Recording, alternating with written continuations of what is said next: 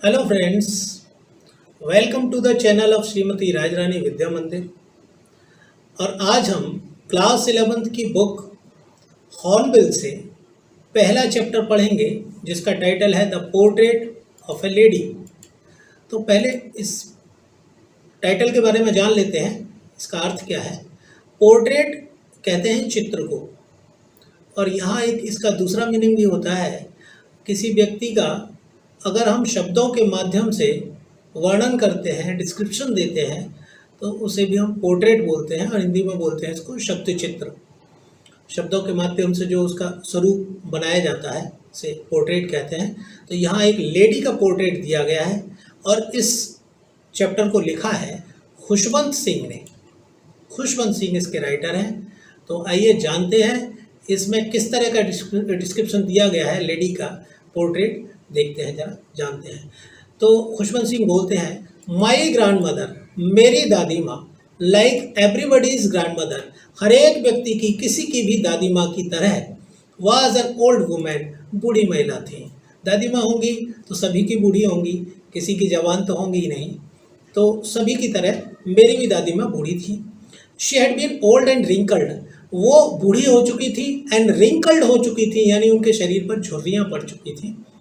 For the 20 years that I had known हर, जैसा कि मैं 20 साल से उन्हें जानता था, तब से उनकी सेम इसी तरह की स्थिति थी।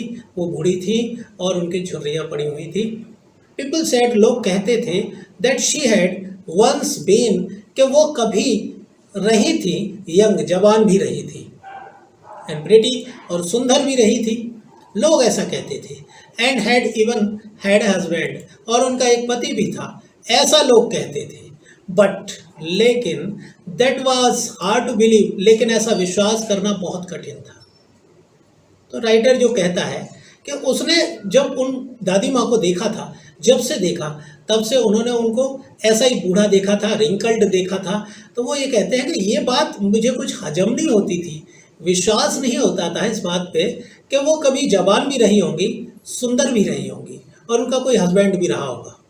माई ग्रैंड फादर्स पोर्ट्रेट, मेरे दादाजी का चित्र, पोर्ट्रेट, हंग, लटका हुआ था, above the mental peace. Mental peace कहते हैं जो फायर प्लेस होता है मकान में, उसके ऊपर वाली जो जगह होती है खाली, वहाँ कभी चित्र वगैरह कोई भी चीज़ सजा देते हैं, तो उसको मेंटल पीस कहते हैं। तो मेंटल पीस के ऊपर ये वहाँ उनका चित्र टंगा हुआ था, दादाजी का, इन द ड्राइंग रूम। और कहाँ पर था? ड्राइंग रूम में। ही वोर, वो पहना करते थे, अ बिग टर्बन, एक बड़ी पगड़ी, एंड लूज फिटिंग क्लॉथ्स, और ढीले ढाले कपड़े पहना करते थे। हिज लॉन्ग, उनका लंबी, और वाइट बियर्ड, सफ़ेद दाढ़ी, covered the best part of his chest, वो कवर करती थी उनके best part of his chest, यानी उनके सीने के हिस्से को वो कवर करती थी, यानी लंबी दाढ़ी थी। एंड ही लुक्ड, और वो दिखते थे, एटलीस्ट, कम से कम 100 years ओल्ड, कम से कम 100 साल के दिखते थे। एक अनुमान है राइटर का, तो वो कहते हैं कि वो 100 साल के दिखते थे। जिस तरह का उनका हुलिया था चित्र में, उससे ऐसा लगता था जैसे 100 साल के रहे होंगे। He did not look the sort of person, वो इस तरह के व्यक्ति बिल्कुल नहीं दिखते थे। Who would have a wife, जिसकी कि कोई पत्नी हो। तो खुशवंत सिंह का कहना है कि दादाजी को देख के ऐसा लगता नहीं था कि उनके कोई पत्नी भी रही होगी, और चिल्ड्रन, या फिर उनके बच्चे भी रहे होंगे, ऐसा बिल्कुल नहीं लगता था। ही लुक्ड, वो दिखते थे, एज इफ, मानो, he could only have lots and lots of grand children, ऐसा लगता था कि सिर्फ उनके पोते पोतियाँ रहे होंगे ढेर सारे, क्योंकि उनकी उम्र इतनी ज़्यादा दिखती थी। Age for my grandmother, अब जहाँ तक मेरी दादी माँ का सवाल है, बीइंग यंग एंड प्रिटी, उनके यंग, जवान और सुंदर होने का जहाँ तक सवाल है, तो द थॉट, ये जो विचार था, वाज ऑलमोस्ट रिवोल्टिंग, ये विचार कभी भी सहन करने लायक, स्वीकार करने लायक नहीं था, रिवोल्टिंग था, यानी मैं इसके विरोध में था। शी ऑफन टोल्ड अस, वो अक्सर, told us of the games, वो गेम्स के बारे में मुझे बताया करती थी। शी यूज टू प्ले, जिसको कि वो खेला करती थी एज ए चाइल्ड, बच्चे के तौर पर, जब वो छोटी थी। तो दैट सीम्ड क्वाइट एब्सर्ड, ये बिल्कुल प्रतीत होता था एब्सर्ड, बेतुका दिखता था, एब्सर्ड बेतुका दिखता था, एंड अनडिग्निफाइड, और बिल्कुल अलग दिखता था ऑन हर पार्ट, उसके तरह का, यानी बिल्कुल ऐसा लगता था उबाऊ कि ऐसा जो गेम्स के बारे में वो बताती थी। एंड वी ट्रीटेड, और हम ट्रीट करते थे इट लाइक, और इसको हम मानते थे the fables of the prophets, हम जैसे भविष्यवाणी करने वाले जो लोग होते हैं वो अगर कोई कहानी सुनाते हैं तो इसी तरह से हम ट्रीट करते थे, उसको लेते थे। She used to tell us, जो कुछ वो हमें बताया करती थी। She had always been short and fat, वो हमेशा शॉर्ट रही थी, छोटे कद की थी, फैट थोड़ी मोटी थी, एंड स्लाइटली बेंड, और थोड़ी सी झुकी हुई थी। तो ज़्यादा एज होने पर अक्सर लोग झुक जाते हैं। Her face was a criss cross, उसका जो चेहरा था वो आड़ा तिरछा था, ऑफ रिंकल्स, यानी रिंकल्स जो पड़े हुए थे उसके चेहरे पर, झुर्रियाँ थी, वो आड़ी तिरछी पड़ी हुई थी। Running from everywhere to everywhere, और वो जो झुर्रियाँ थी वो हर कहीं से हर कहीं तक थी, यानी प्रत्येक जगह उसकी झुर्रियाँ पड़ी हुई थी, सारा फेस, सारी बॉडी उसकी झुर्रीदार थी। नो, नहीं, we were certain that she always been as we had known her, ये बात निश्चित थी कि हम जैसा उसे जानते थे वो वैसी ही थी। ओल्ड, बूढ़ी थी, सो टेरिबली ओल्ड, इतनी ज़्यादा बूढ़ी थी, that she could not have grown older, कि वो उससे ज़्यादा बूढ़ी हो नहीं सकती थी। खुशवंत सिंह का ऐसा कहना है, नरेटर का, कि वो इतनी ज़्यादा बूढ़ी थी कि उससे ज़्यादा बूढ़ा हो नहीं सकता, यानी उससे ज़्यादा उम्र बढ़ नहीं सकती थी, उनका ऐसा कहना था। And had stayed at the same age, और वो उसी उम्र में रही थी, इसी उम्र में रही थी, फॉर 20 ईयर्स, 20 साल से इसी उम्र में थी, ऐसा उनका मानना था। जब से उन्होंने देखा होगा तो दादी माँ को उन्होंने ऐसा ही देखा, तो वो ऐसा कहते हैं कि 20 साल से मैंने तो उनको ऐसा ही देखा था। She could never been pretty, वो कभी भी सुंदर नहीं हो सकती थी, यानी ऐसा झुर्रीदार चेहरा और इस तरह का व्यक्ति, अगर उसे यह कहा जाए कि प्रिटी है तो सुंदर तो नहीं कहा जाएगा, वो कभी सुंदर नहीं हो सकती थी। बट शी वाज, लेकिन शी वाज ऑलवेज ब्यूटीफुल, लेकिन वो वास्तव में सुंदर थी। कहने का मतलब, प्रिटी कहते हैं बाहरी सुंदरता को, शारीरिक सुंदरता को, शारीरिक रूप से वो देखने पर सुंदर नहीं लगती थी, गुड लुकिंग नहीं थी, बट इंटरनल ब्यूटी उनमें बहुत अधिक थी, सॉफ्ट हार्टेड थी, बहुत अच्छी थी। तो राइटर कहता है वो प्रिटी नहीं थी, लेकिन हमेशा वो ब्यूटीफुल थी। शी होबल्ड अबाउट, वो लड़खड़ा कर चलती थी, द हाउस, मकान में, इन स्पॉटलेस वाइट, यानी बेदाग साफ सुथरे वाइट कपड़ों में, विद वन हैंड रेस्टिंग, एक हाथ को टिकाए हुए, ऑन हर वेस्ट, अपनी कमर पर, टू बैलेंस करने के लिए, हर स्टूप, अपने झुकाव को, जब कोई व्यक्ति झुका हुआ होगा, थोड़ी कमर झुकी हुई होगी, तो उसको बैलेंस करने के लिए उन्हें इस तरह का काम करना पड़ता है बुजुर्ग लोगों को। तो वही डिस्क्रिप्शन है कि वो अपने स्टूप को, अपने झुकाव को बैलेंस करने के लिए अपनी कमर पर एक हाथ रखती थी, एंड द अदर, और दूसरा हाथ कहाँ रखती थी, टेलिंग द बीड्स, अपने दूसरे हाथ से बीड्स को, ऑफ हर रोसरी, रोसरी कहते हैं जो जाप करने वाली माला होती है उसको, तो उसके जो बीड्स हैं, मोती हैं, उनको वो टेल करती है और उससे चलाती है, धीरे धीरे आगे बढ़ाती है, गिनती है। और सिल्वर लॉक्स, उसके जो भूरे बाल हैं, वर स्कैटर्ड अनटाइडली ओवर हर पेल पकड़ फेस, और उसके जो भूरे बाल हैं वो बिखरे हुए हैं, ओवर हर पेल, उसके पीले और पकड़ फेस पर, उसका जो पुराना चेहरा है, रिंकल्ड फेस है, उस पर बिखरे हुए होते थे, एंड हर लिप्स, और उसके होठ, कॉन्स्टेंटली, निरंतर, बिल्कुल मूव्ड, वो मूव करते रहते थे, इन ऑडिबल प्रेयर, इनऑडिबल कहते हैं जिसको सुना ना जा सके, अस्पष्ट रूप से जो आवाज़ निकलती हो, ऐसी प्रेयर को वो बुदबुदाती रहती थी, कहते हैं, कह सकते हैं।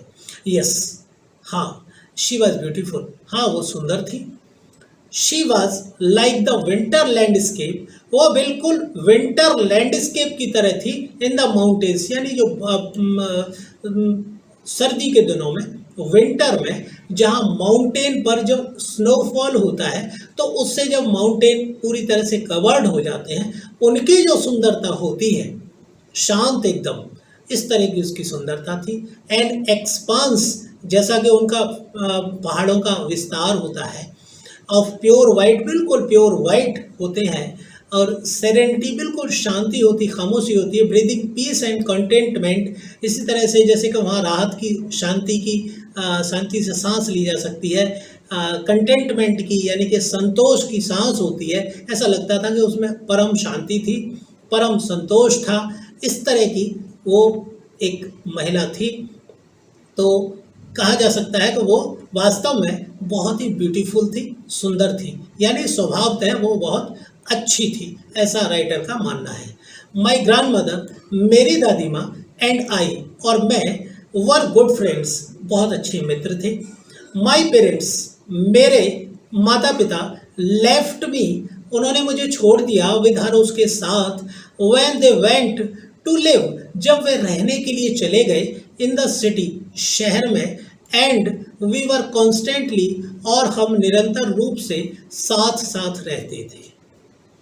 She used to wake me up, वो मुझे जगाया करती थी, इन द मॉर्निंग, सुबह, and get me ready for school, और मुझे स्कूल के लिए तैयार किया करती थी। She said her morning prayers, वो अपने मॉर्निंग प्रेयर बोला करती थी, इन ए मोनोटोनस सिंग सॉन्ग, यानी कि नीरस गाना गाते हुए, नीरस तरीके से, यानी उसमें कोई मज़ा नहीं आता था, इस तरह का उबाऊ सा गीत होता था, उसमें वो गाती थी। While she bathed and dressed me, जब वो मुझे नहलाती थी और मुझे कपड़े पहनाती थी, इन द होप, इस आशा में, वो गाना गाती थी प्रेयर का, इस आशा में, दैट आई वुड लिसन, कि मैं सुनूंगा, एंड गेट टू नो, और get to know it by heart, और मैं इसको याद कर लूँगा कंठस्थ, ऐसा सोचकर वो गाना गाती थी, प्रेयर सुनाती थी। आई लिसनड, मैं सुनता था, बिकॉज, क्योंकि, आई लव्ड हर वॉइस, क्योंकि मुझे उसकी आवाज़ पसंद आती थी, बट, लेकिन, never bother to learn it, लेकिन मैंने कभी बोदर नहीं किया, कभी जरा सा भी इसकी चिंता नहीं की कि मुझे इसको याद करना है, मैंने इसको याद कभी नहीं किया।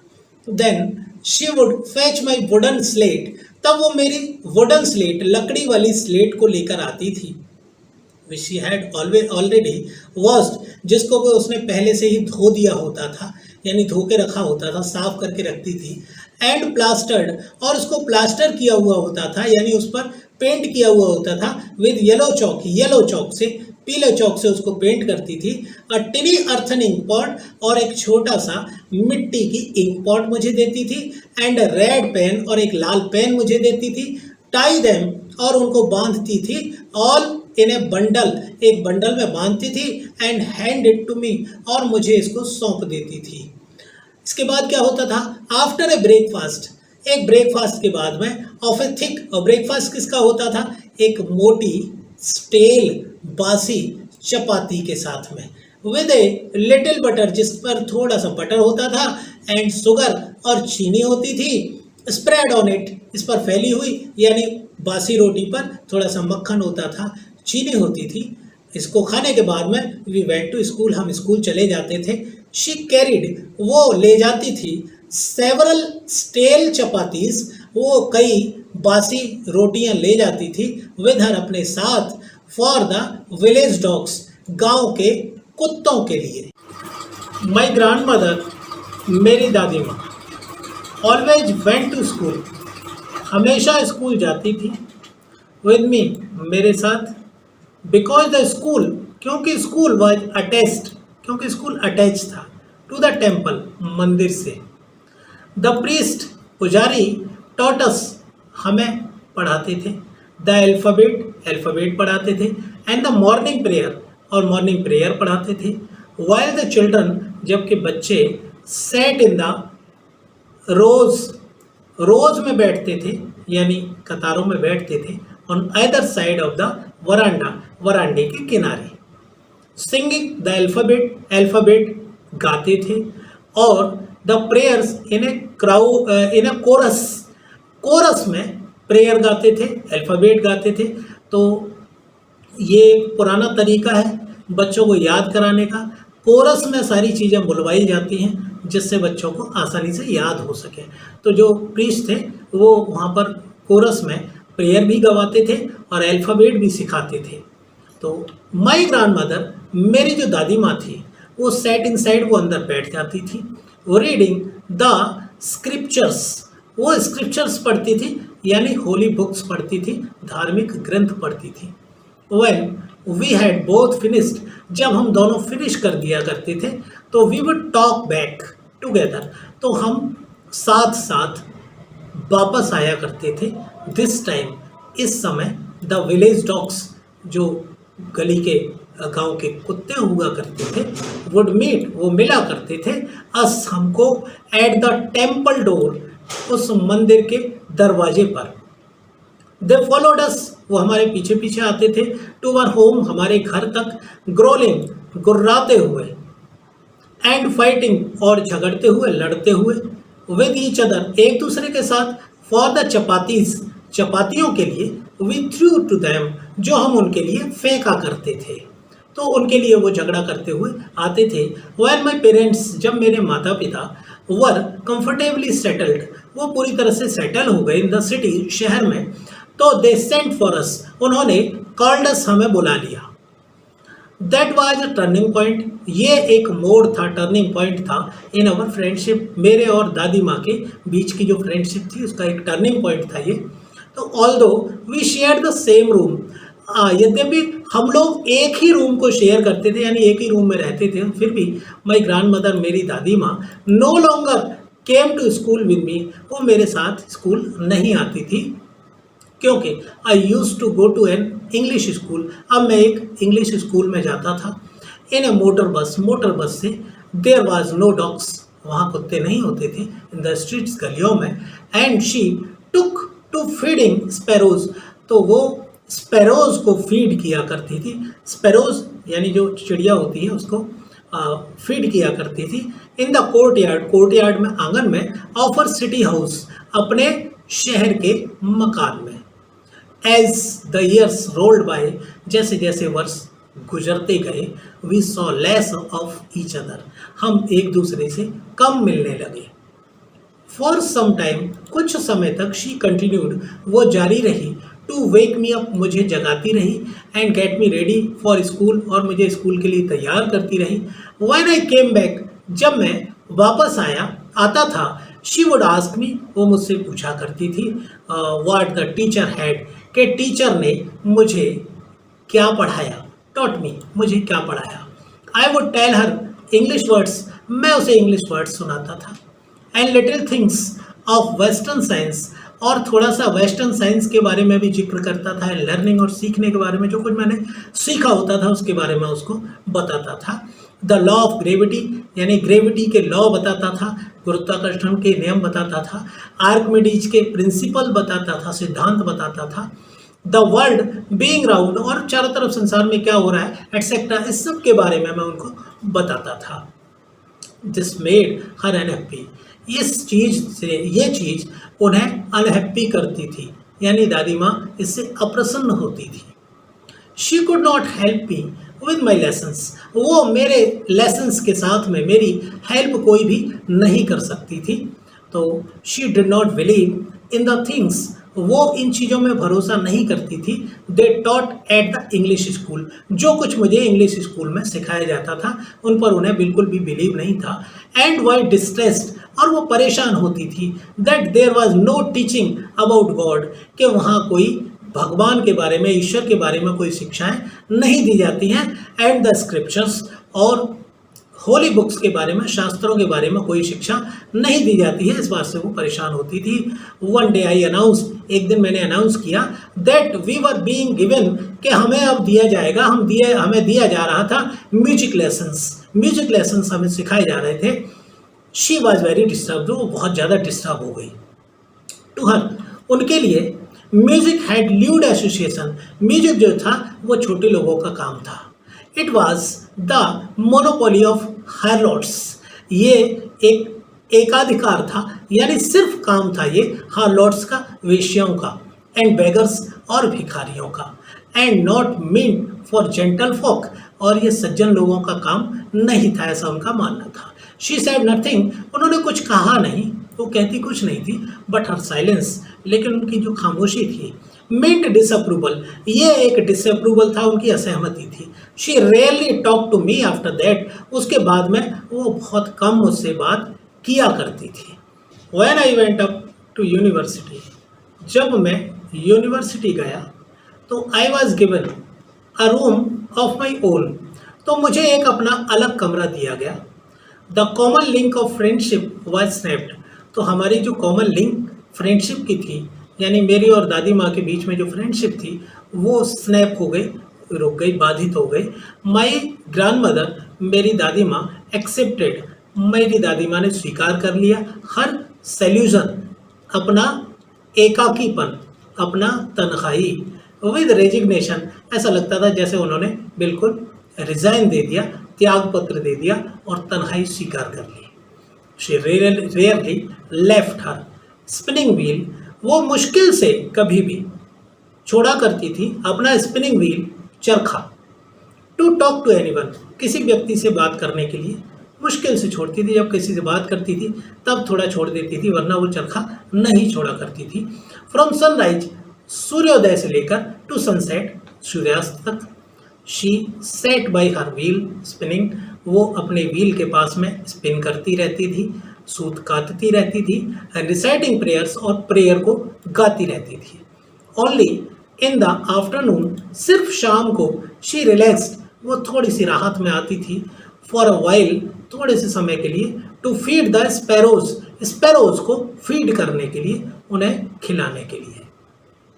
While she sat in the verandah, जब वो वरांडे में बैठती थी, ब्रेकिंग द ब्रेड, यानी रोटियों को तोड़ते हुए, इनटू लिटिल बिट्स, छोटे छोटे टुकड़ों में, हंड्रेड्स ऑफ लिटिल बर्ड्स, तो सैकड़ों छोटे छोटे पक्षी, कलेक्टेड, इकट्ठे हो जाया करते थे, राउंड हर, उसके पास में, क्रिएटिंग, पैदा करते हुए, यानी उत्पन्न करते हुए, अ वेरिटेबल, एक सच्चा, बेल्डम ऑफ चिरुपिंग्स, यानी चहचहाहट की आवाज़ को वो क्रिएट करते थे, एक साउंड क्रिएट करते थे, और वहाँ इकट्ठे हो जाया करते थे।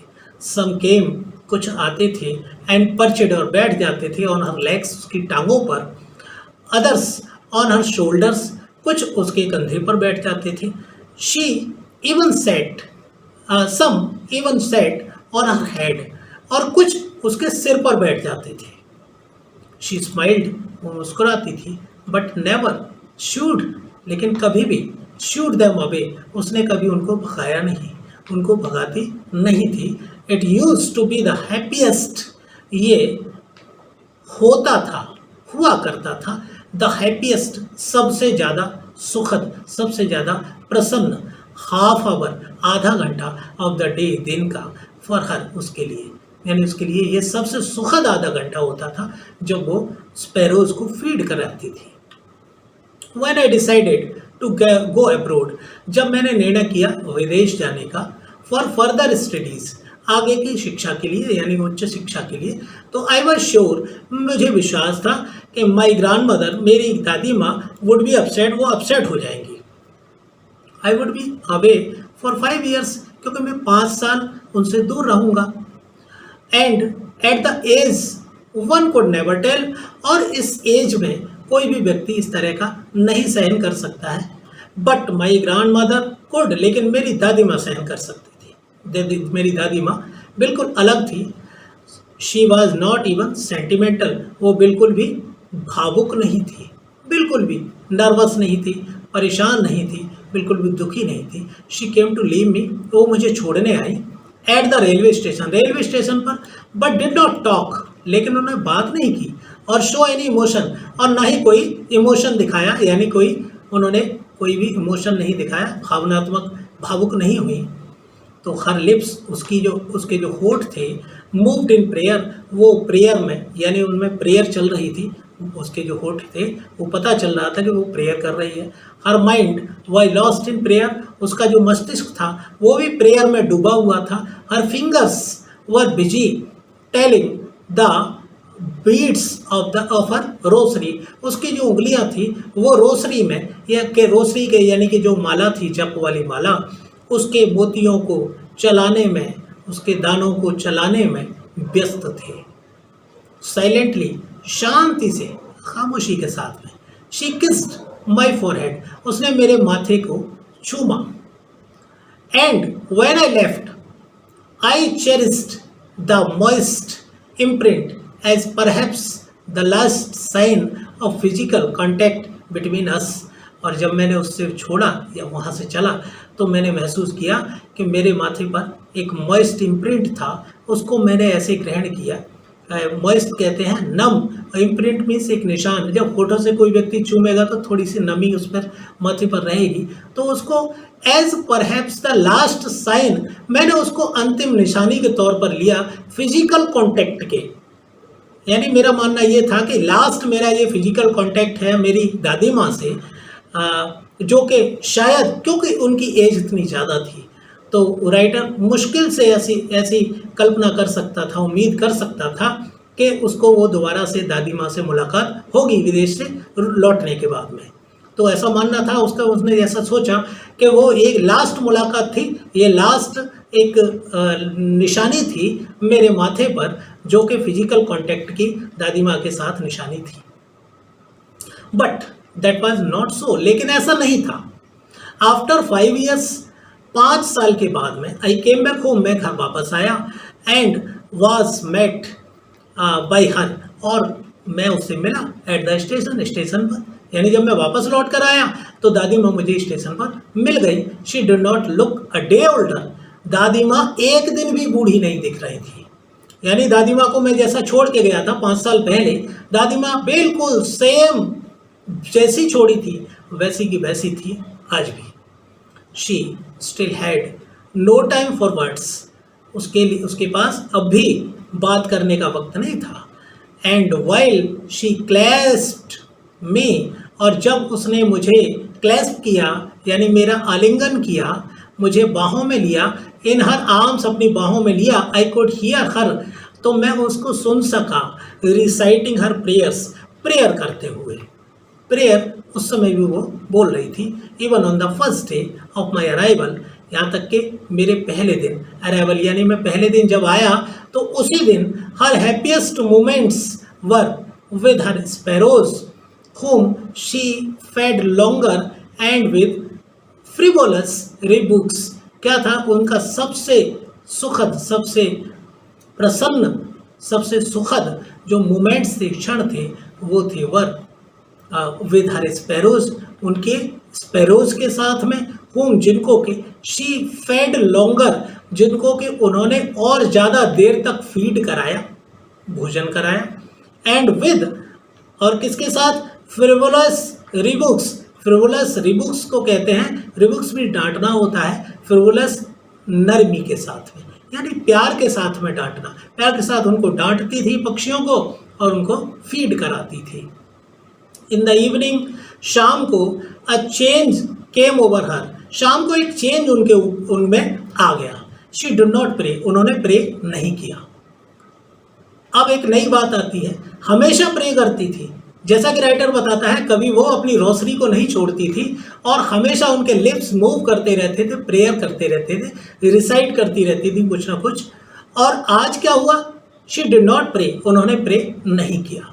She collected the women of the neighbourhood, उन्होंने पड़ोस की महिलाओं को इकट्ठा किया। गोट एन ओल्ड ड्रम, और उन्होंने एक पुरानी यानी बहुत पुरानी एक ड्रम, उन्होंने ढोल ले लिया, ढोलक ले ली, एंड स्टार्टेड, शुरू हो गई, टू सिंग, गाने लगी, गाना शुरू हो गई। फॉर सेवरल आवर्स, कई घंटों तक, शी थम्प्ड, वो बजाती रही, थम्प करती रही। द सेगिंग, सेगिंग कहते हैं जो सेगिंग स्किल्स, यानी ढोलक की जो जिस पर स्किल लगी होती है वो अगर थोड़ी सी अंदर धंस जाती थी, उस सेगिंग कहते हैं, सेगिंग स्किन यानी धंसी हुई जो उसकी स्किन थी उसको वो उस पर थाप देती रही, थंप करती रही। ऑफ द डिलेपिडेटेड ड्रम, यानी जो पुराना धुराना, जो जीर्ण शीर्ण जो ढोलक थी उसको वो बजाती रही। एंड सेंग, और गाती रही।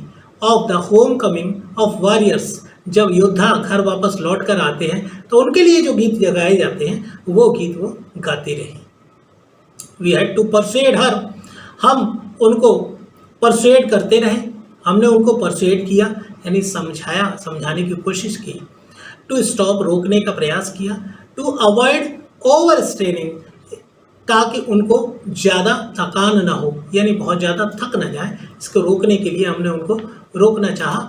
That was the first time, ये पहला समय था, since I had known her that she did not pray, पहला समय था जब मैंने ये बात जानी कि उन्होंने प्रेयर नहीं की है।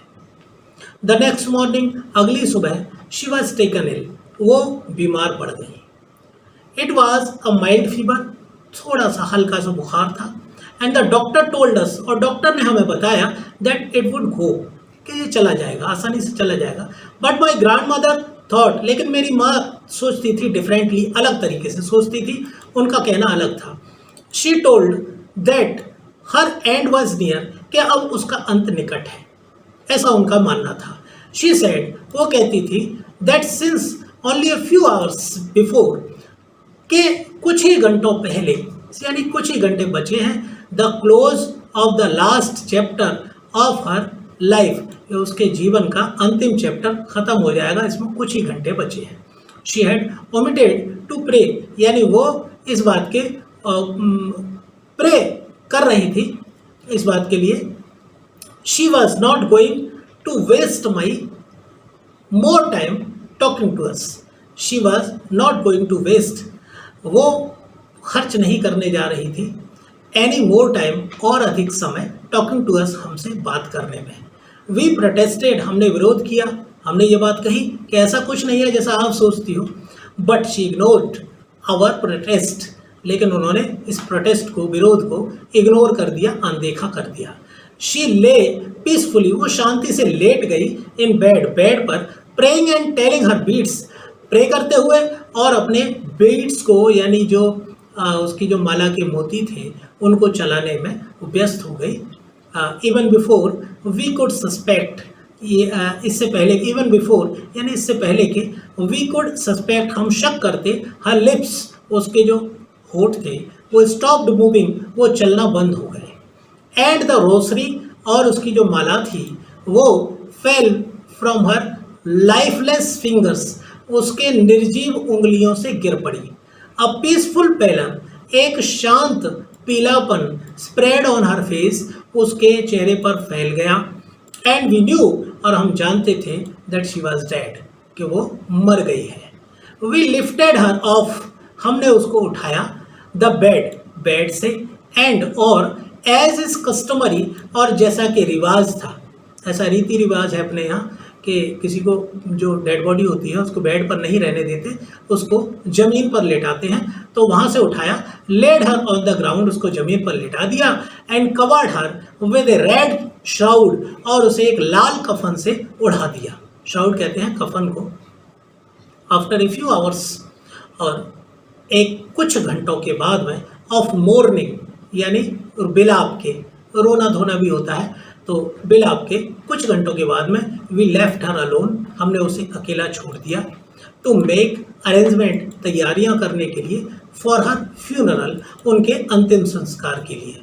तो इन द इवनिंग, शाम के समय, we went to her room, हम उनके कमरे में गए, विद अ क्रूड स्ट्रेचर, एक क्रूड स्ट्रेचर से, यानी वुडन स्ट्रेचर के साथ में, यानी कि जिसको अर्थी कहते हैं, उसको लेकर हम गए। To take her to be cremated, उनको अंतिम संस्कार के लिए ले जाने के लिए।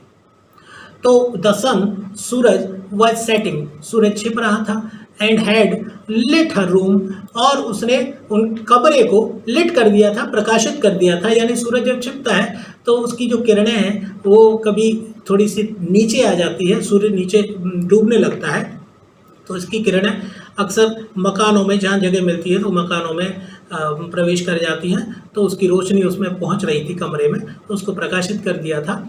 एंड वरांडा और बरामदे में with a blaze of golden light, उसकी गोल्डन लाइट उसमें पड़ रही थी, उससे प्रकाशित हो रहे थे। We stopped halfway in the courtyard, हम आधे रास्ते में ही रुक गए कोर्टयार्ड में, आंगन में। ऑल ओवर द वरांडा, सारे वरांडे में। एंड इन हर रूम, और उसके कमरे में। Right up to where she lay dead, जहाँ वो पड़ी हुई थी, मृत पड़ी हुई थी। एंड स्टफ, और शांत पड़ी हुई थी, सख्ती से पड़ी हुई थी। रैप्ड ने रेड श्राउड, एक लाल कफन में लिपटी हुई जहाँ वो पड़ी हुई थी। थाउजेंड्स ऑफ स्पैरोज, तो वहाँ हजारों स्पैरोज सैट स्कैटर्ड, वो बैठे हुए थे बिखरे हुए ऑन द फ्लोर, फर्श पर। देयर वॉज नो चिरुपिंग, वहाँ कोई चहचहाहट नहीं थी, यानी जो बर्ड्स थे वो भी बिल्कुल शांत थे, खामोश थे। वी फेल्ट सॉरी, हमने बहुत ही दुख महसूस किया। फॉर द बर्ड्स, पक्षियों के लिए। एंड माई मदर, और मेरी माँ। फैच्ड, लेकर आई। सम ब्रेड, कुछ रोटियां। फॉर देम, उनके लिए। शी ब्रोक इट, उसने, मेरी माँ ने तोड़ा इसको, रोटियों को। इनटू लिटिल क्रम्स, छोटे छोटे टुकड़ों में तोड़ा। The way my grand mother, उस तरीके से जिस तरह से मेरी ग्रैंड मदर यूज टू, किया करती थी। छोटे छोटे टुकड़े तोड़ के वो स्पैरोज को खिलाया करती थी, तो मेरी माँ ने भी ऐसा किया। एंड थ्रू इट, और इनको फेंक दिया, डाल दिया। टू देम, यानी उन स्पैरोज के सामने। The sparrows took no notice, sparrows ने इसको बिल्कुल नहीं देखा, देखा ही नहीं। ऑफ द ब्रेड, रोटियों को, यानी रोटियों पर कोई ध्यान नहीं दिया। व्हेन वी कैरिड, जब हम कैरिड, ले गए। माई ग्रैंड मदर्स, मेरी दादी माँ के कॉर्प्स, उनकी डेड बॉडी को ले गए। तो दे फ्लू अवे, वे उड़ गए। क्वाइटली, बिल्कुल शांतिपूर्वक। नेक्स्ट मॉर्निंग, अगली सुबह। द स्वीपर स्वेप्ट, स्वीपर आया, उसने सफाई की। द ब्रेड्स की, ब्रेड क्रम्स की, यानी रोटी के जो छोटे छोटे टुकड़े थे, पीसेस थे, उनको वो सफाई करके इनटू द डस्टबिन, वो डस्टबिन में डाल के चला गया। तो ये थी स्टोरी। इसका जो लास्ट है, इसकी जो एंडिंग है, बहुत ही इमोशनल है। तो यहाँ खुशवंत सिंह ने दादी माँ का एक बहुत ही खूबसूरत पोर्ट्रेट तैयार किया है। तो आशा करते हैं आपको ये वीडियो बहुत पसंद आएगा, और आप इसको एक दो बार पढ़ सकते हैं, तो आपके ये बहुत अच्छे से समझ में भी आ जाएगा। और अगर आपको अच्छा लगे तो आप इसके नीचे कमेंट बॉक्स में कमेंट करके हमें बता सकते हैं। और अगर आपकी कोई क्वेरी हो तो आप उसको भी लिख सकते हैं, तो आपकी जो डाउट्स होंगे उनको भी क्लियर करने की कोशिश की जाएगी। धन्यवाद।